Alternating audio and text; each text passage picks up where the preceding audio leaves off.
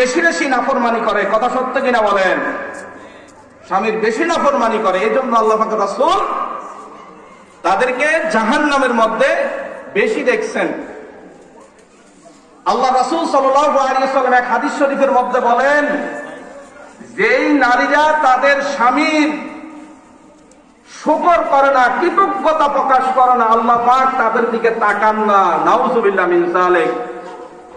وقال سيدنا رسول الله صلى الله عليه وسلم لا ينظر الله إلى امرأة لا تشكر لزوجها وهي لا تستغني عنه أو كما قال عليه الصلاة والسلام।